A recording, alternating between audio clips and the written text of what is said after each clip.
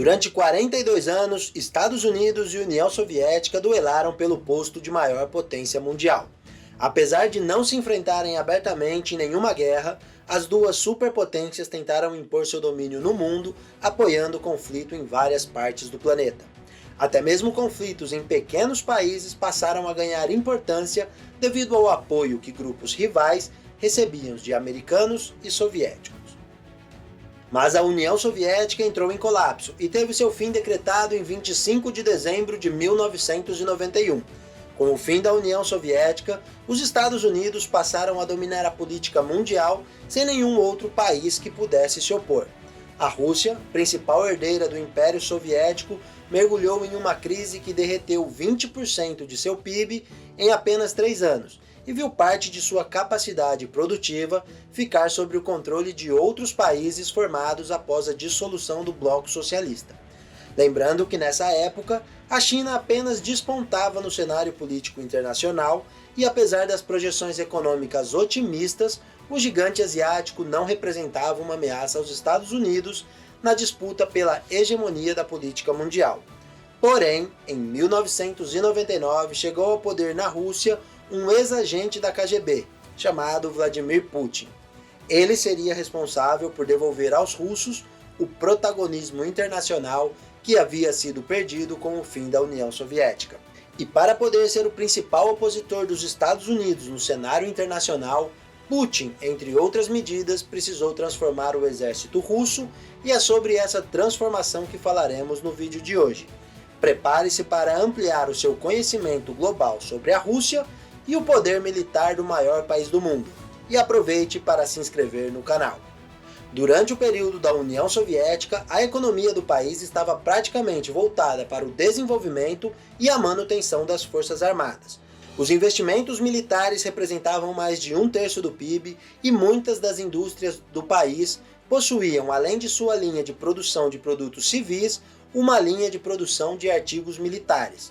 Era possível mudar de uma economia de paz para uma economia de guerra com muita facilidade. Toda essa estrutura voltada para o desenvolvimento militar foi afetada pelo fim da União Soviética. Aproximadamente 70% das indústrias ligadas ao setor militar quebraram e mais de 3,5 milhões de trabalhadores foram despedidos. A Rússia, como herdeira natural desse império, viu seu poder militar se reduzir e seu exército ficar ultrapassado frente aos seus principais adversários.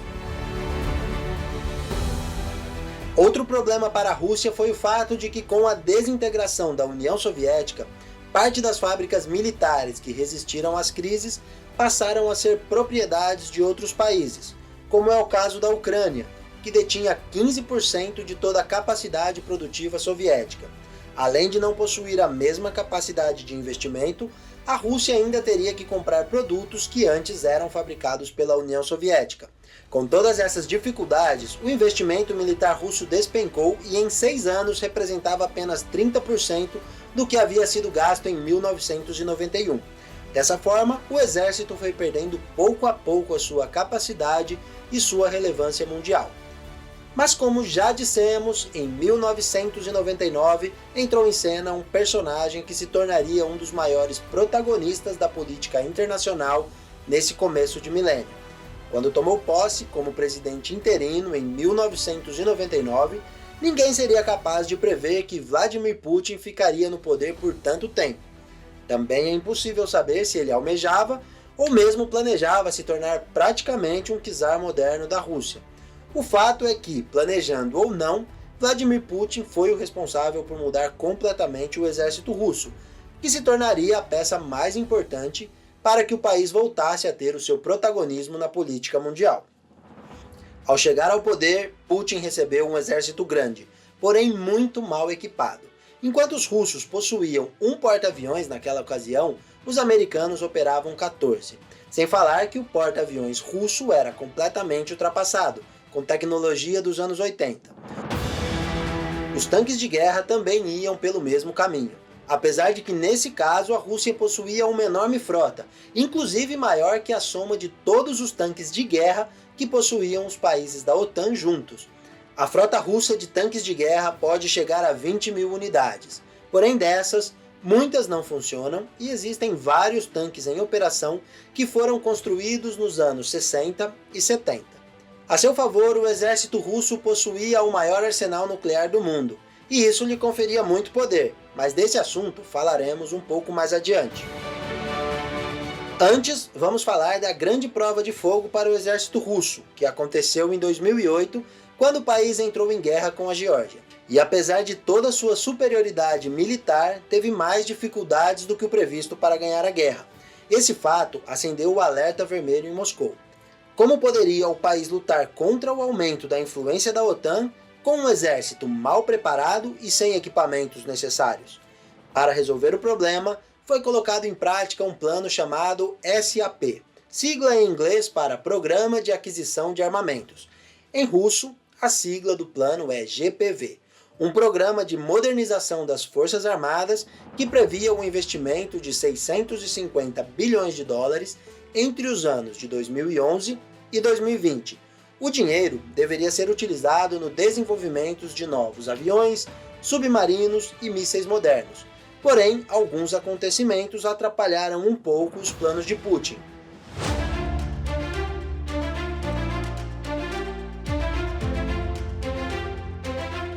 Em 2014, a Rússia travou a guerra da Ucrânia, que serviu para o país anexar a península da Crimeia. Porém, esse movimento gerou reações de outras potências e da própria Ucrânia. A Rússia passou a ser alvo de diversas sanções internacionais que limitaram as ofertas de armamentos ao país.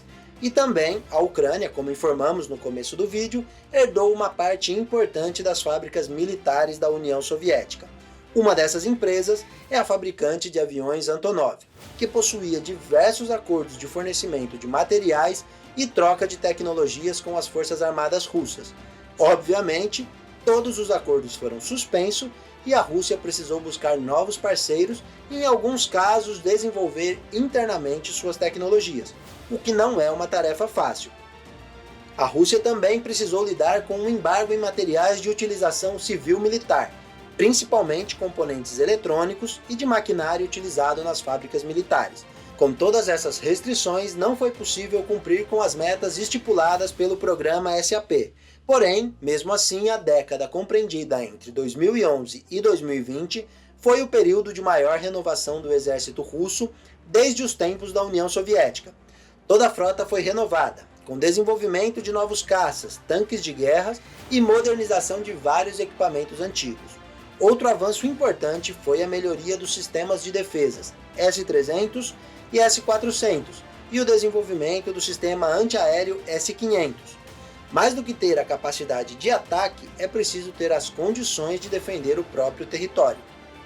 Mas a principal fonte de poder militar da Rússia está nas chamadas armas de dissuasão, que são as armas que os países não pretendem utilizar, apenas querem ter em seu arsenal como uma garantia de que nenhum outro país tente atacá-lo. A Rússia, que herdou todo o arsenal soviético de bombas atômicas, adotou a estratégia de ampliar o estoque de bombas atômicas como formas de superar suas debilidades de armas e equipamentos convencionais. Os números do arsenal de cada país é mantido em segredo e variam de acordo com cada fonte pesquisada.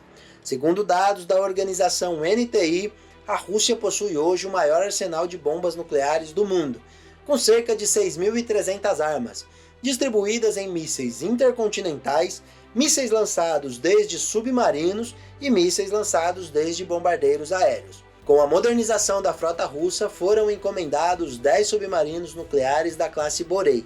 Esses submarinos possuem capacidade para 16 mísseis balísticos e 6 ogivas nucleares. A guerra contra a Geórgia mostrou também que as deficiências militares russas iam além de equipamentos ultrapassados. Foram detectados vários problemas com as tropas e a melhoria desses quesitos também estavam contempladas no plano de melhorias. A cadeia de comando foi reduzida de 6 para 4 níveis, o que permite maior agilidade na tomada de decisões. O efetivo também aumentou e o nível de profissionalização subiu. Houve um aumento no salário e melhores condições de trabalho para os militares. Assim, aumentou o interesse entre os jovens por fazerem parte das Forças Armadas e o efetivo se aproximou da casa de 1 milhão de militares. Outra estratégia utilizada por Vladimir Putin para aumentar a sua influência ao redor do globo e se tornar cada vez mais o principal contraponto aos Estados Unidos é o fornecimento de armas a vários países. Além de estreitar relações diplomáticas com os países clientes, essa medida gera receitas importantes para a economia russa.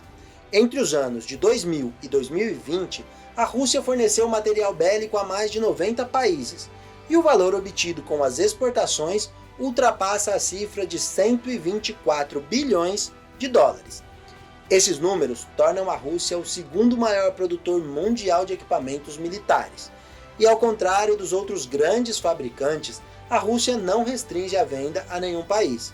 Os principais clientes são China e Índia, porém as armas russas também equipam exércitos de países como Paquistão, Síria, Venezuela e Irã. Podemos concluir que os objetivos estabelecidos pelos líderes russos estão sendo atingidos. A atuação do país na guerra da Ucrânia em 2014 foi bem diferente da travada com a Geórgia, e também a posição do país na guerra da Síria deu mostras da força do exército russo. Agora resta saber se a Rússia será capaz de seguir modernizando e melhorando seu exército, apesar das crises econômicas que o país tem enfrentado, e se Vladimir Putin será capaz de consolidar o poder da Rússia e ser o principal contraponto dos Estados Unidos na política mundial. E agora, como sempre, é a sua vez de participar. Você acredita que a Rússia será capaz de se manter no posto de segunda maior potência militar ou será ultrapassada pela China? A estratégia de fornecer armas a qualquer país é uma boa estratégia para estabelecer laços com outras nações? Deixe sua opinião nos comentários e enriqueça o debate. Muito obrigado por assistir, abraços e até o próximo vídeo.